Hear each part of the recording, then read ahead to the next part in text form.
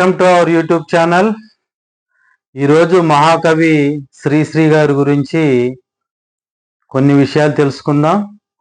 శ్రీశ్రీ గారు అనగానే మనకి ముందుగా గుర్తొచ్చేది ఆయన ఒక విప్లవ కవిగా మరియు విప్లవ పాటలతో సినీ గీతాలను ఉర్రూతలూగించిన వ్యక్తిగా మనందరికీ తెలుసు.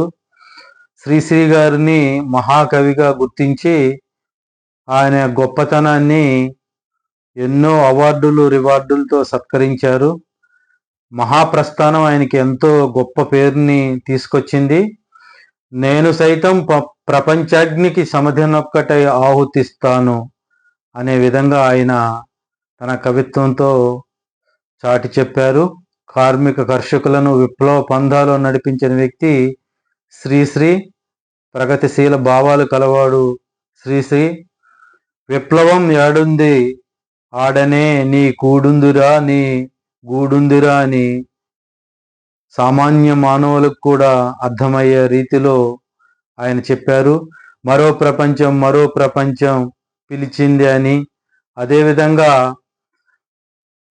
కొంతమంది యువకులు పుట్టుకతో వృద్ధులు అని సినిమా పాటలతో పాటు పదంటి ముందుకు పదండి తోసుకు పదండి పైకి అని ఎంతో ఉత్తేజం తెచ్చే కవితలు ఆయన రాశారు.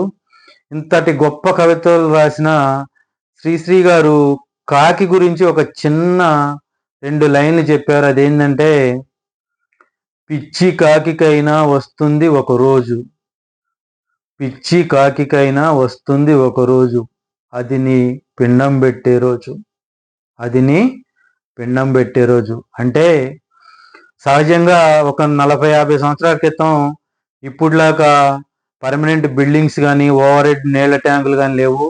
ఆ రోజు ప్రతి ఊర్లో కూడా గుడిసెలు లేకపోతే పెంకుటిళ్ళు మాత్రమే ఉండే ఒక 40-50 సంవత్సరాల క్రితం. అక్కడ ఇళ్ళక నీళ్లు వాడుకోవటానికి గాబులు మాత్రమే ఉండేది. ఇప్పుడైతే ఓవర్ హెడ్ ట్యాంకులు వచ్చినాయి. కొన్ని కాకులు వృద్ధాప్యంలో అవి ఇంకా కొద్ది రోజులు చచ్చిపోతామనగా వాటి రూపురేఖలు మారి అవి చూడటానికి పిచ్చి కాకుల్లాగా ఉండేవి. అవి వచ్చి నీటి తొట్టి మీద వాలినప్పుడు ఇంట్లో వాళ్ళు, అరే ఆ కాకిని అల్లించరా, ఆ పిచ్చి కాకి వచ్చిందిరా, నీటిలో మూతి పెట్టిద్దిరా అని ఆ కాకిని నీళ్లు తాగనీయకుండా తరిమేవాళ్ళు. అయితే ఆ కాకిని ఉద్దేశించే శ్రీశ్రీ గారి కవిత చెప్పారు. పిచ్చి కాకికైనా వస్తుంది ఒక రోజు, అది పిండం పెట్టే రోజు. అంటే మనిషి చనిపోయాక తన కర్మకాండాలని 11వ రోజు చేస్తారు. అంటే కొంతమంది వాళ్ళ మతాచారాలను బట్టి కొన్ని రోజులు ఎక్స్టెన్షన్ ఉంటుంది అనమాట. ఏదైతే 11వ రోజు కర్మకాండాలు నిర్వహిస్తారో ఆ రోజు తనకిష్టమైన వంటలన్నీ వండి తన ఇంట్లో కుటుంబ సభ్యులందరూ తలా ఒక వంటకాన్ని వాళ్ళ చేతుల మీదుగా ఆ కర్మకాండాలు చేసే ప్రదేశంలో పెడతారు. అందరూ కొంచెం దూరంగా వెళ్ళి కూర్చుంటారు. అప్పుడు కాకి వచ్చి ఆ పదార్థాలను తింటే ఆ వ్యక్తి యొక్క ఆత్మ శాంతించిందని ఆనవాయితీ.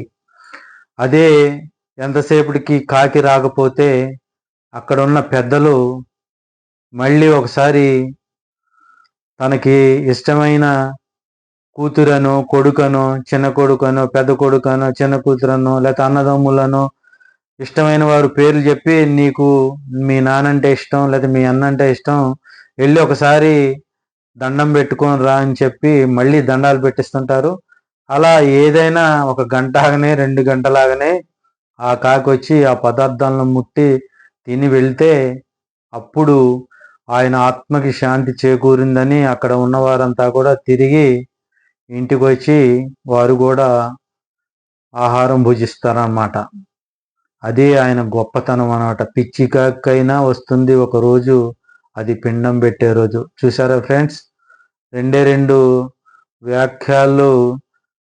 వాక్యాల్లో మనిషి జీవితంలో కాకి యొక్క అవసరం ఎలా ఉంటుందో అని తెలియజేశాడు.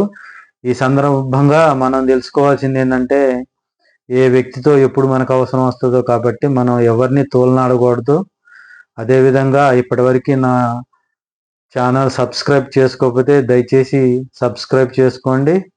వీడియో నచ్చితే లైక్ చేయండి, కామెంట్ చేయండి, 10 మందికి షేర్ చేయండి. మరిన్ని మంచి వీడియోలతో మళ్ళీ కలుసుకుందాం. అప్పటి వరకు సెలవు.